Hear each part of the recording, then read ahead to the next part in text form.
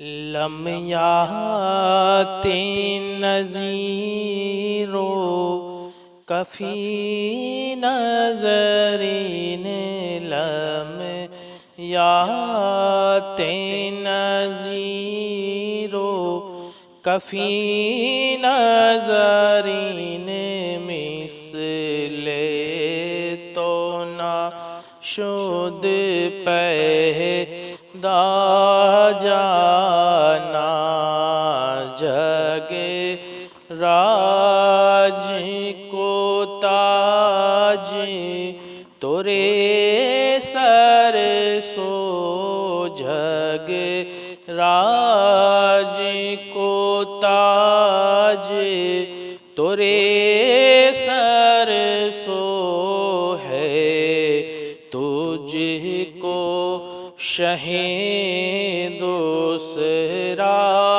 جانا۔ میرے پاس کپڑے بھی نہیں کہ میں عید مناؤں، خوشیاں مناؤں۔ آپ نے اس کا ہاتھ پکڑا، ہاتھ پکڑ کے گھر لائے۔ والد صاحب نے کہا بیٹی جلدی آنا، ہم جا رہے ہیں۔ کہا جی حضور ہم آتے ہیں ابھی۔ ایک کتاب میں پڑھا کہ آپ والد آپ کے انتظار کرتے رہے۔ والد سے کہا کہ میرے کپڑے میں انہیں دینا چاہتا ہوں۔ والد نے مسکرایا اور کہا اچھا جاؤ جلدی سے آؤ، کپڑے تبدیل کر کے ہم کھڑے ہیں۔ اور ایک کتاب میں پڑھا کہ آپ چلے گئے، آپ جلدی سے گئے، والدہ کو آواز دی۔ والدہ نے کہا کیا ہوا میرے لگتے جگہ میرے لال؟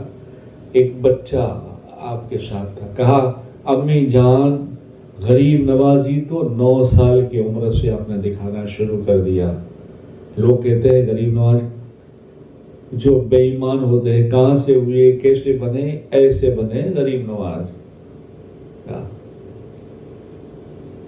اور سیدوں کا تو آل رسول آل نبی کا تو پھر کیا کہنا، اپنا پیٹ کاٹ کر لوگوں کو دیا ہے اور بھلائی کی ہے۔ بولے امی جان اس عید کا دن ہے، اس کے پاس نئے کپڑے نہیں ہیں، ہم چاہتے ہیں اس سے نئے کپڑے پہنا دیں، ہم دوسرے پہن لیتے ہیں۔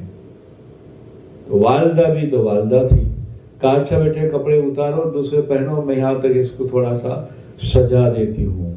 سرما لگایا، بال سوائے، کپڑے بدلے، معین الدین کے ہاتھ میں اس کو ہاتھ دیا، کہا بیٹے سنبھل کے لے جانا، آنکھیں نہیں ہے۔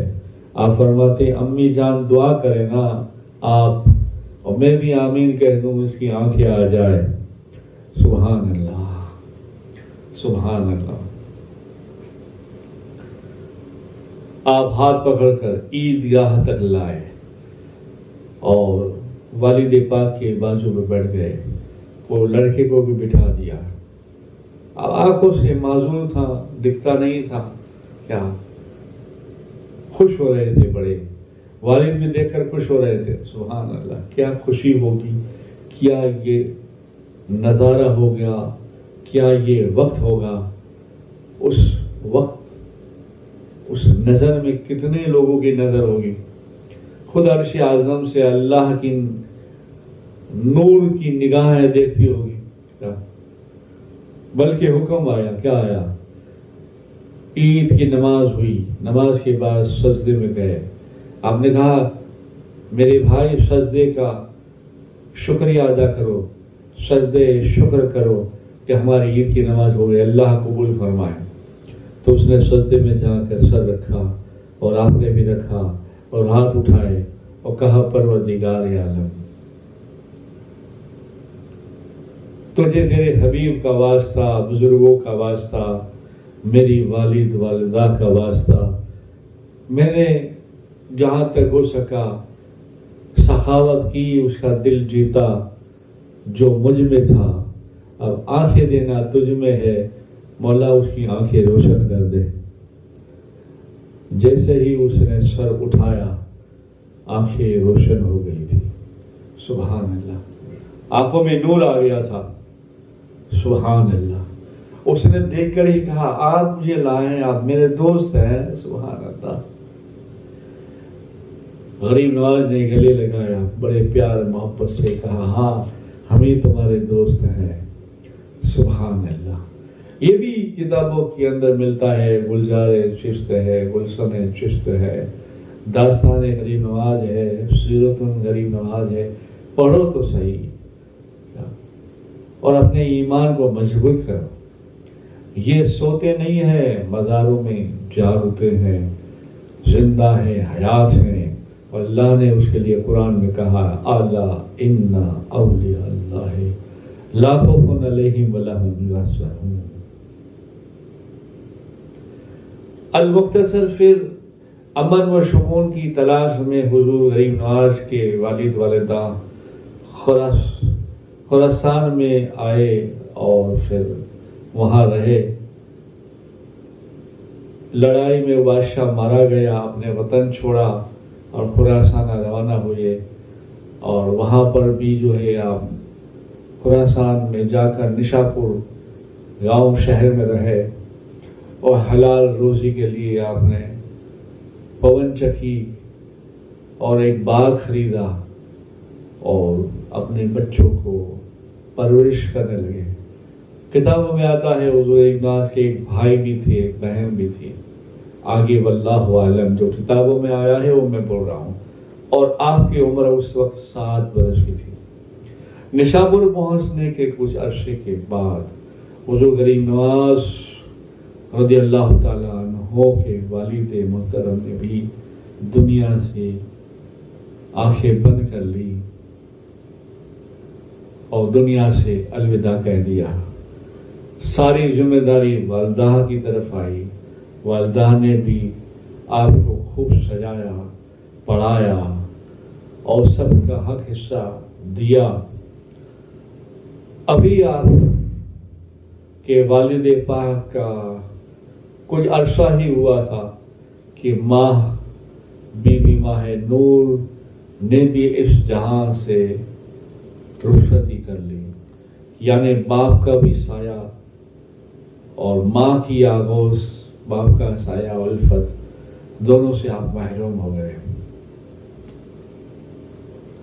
اور آپ کے حصے میں ایک پون چکی اور کچھ نقد اور کچھ باغ آیا تھا. اور پھر آپ نے پون چکی اور باغ کے ذریعے اپنا گزارا شروع کیا. مگر دنیا سے دل نہیں لگتا تھا, بیزار رہتے تھے. ایک تلاش تھی, حق کی تلاش میں آگے سوچ بچار میں رہتے تھے. مگر ایک واقعہ یہاں یہ بھی ہوا, وہ یہ کہ آپ اپنے باغ کی چھٹائی کٹائی صاف صفائی کر کے جاتے اور پھر اللہ کرتے. مگر کچھ وقت کے بعد پھر یہ حال ہوا کہ آپ جب باغ میں آتے تو سارا کام چھٹائی کھٹائی جو بھی صاف صفائی بالکل ایک دم کام کمپلیٹ رہتا, سارا کا سارا صاف صفائی رہتی. تو آپ سوچنے لگے کہ یہ کیا بات ہے, میں نہیں کرتا, میرے پہلے اور کوئی کر دیتا ہے. تو آپ نے پھر آپ کے باغ میں ایک آواز دی اور کہا دوست کا کام کوئی دوست کرتا ہے تو دوست کو چاہیے کہ وہ پردہ نہ رکھے, دوست کے سامنے آ جائے. سبحان اللہ, سبحان اللہ. تو 6 بندے نورانی شکل والے الگ الگ عمر کے آپ کے سامنے ظاہر ہوئے اور ہاتھ جوڑ کر کہا کہ حضور ہم جنوں میں سے ہیں, ہم جناتوں میں سے ہیں, اور آپ کا قرآن پڑھنا اتنا اچھا لگتا ہے, اس وجہ سے ہم یہاں رہتے ہیں. اور جب آپ قرآن پڑھتے ہیں تو ہم بھی جو ہے قرآن پڑھتے ہیں اور بڑا لطف آتا ہے, بڑی کیفیت ہوتی ہے, ہم اپنے آپ کو بھول جاتے ہیں. تو اس کے عوض ہم یہ خدمت کرتے ہیں, آپ قبول فرمائیں. اور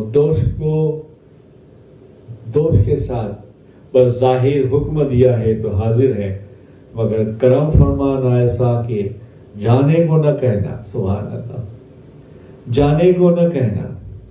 حضور غریب نواز تبسم فرمائے, مسکرائے اور کہا نہیں انشاءاللہ یہ دوستی اللہ کے لیے ہے اور اللہ کے لیے رہے گی. سبحان اللہ.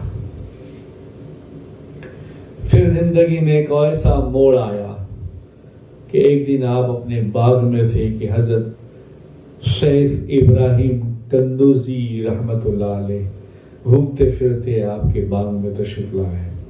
لوگ پتھر مارتے تھے اور مستانہ کہتے تھے، کلندر کہتے تھے، اور آپ محجوب تھے. بچوں نے شرارت کی تو آپ کے باغ میں آ گئے. مگر شیخ ابراہیم رحمت اللہ علیہ کی جیسے ہی نظر آپ کی طرف پڑی تو آپ سمجھ گئے کہ یہ بچہ تو بڑا نور والا ہے اور اس کی قسمت میں تو دین و دنیا کی نعمتیں رحمتیں ہیں اور دین کا کام کرے گا.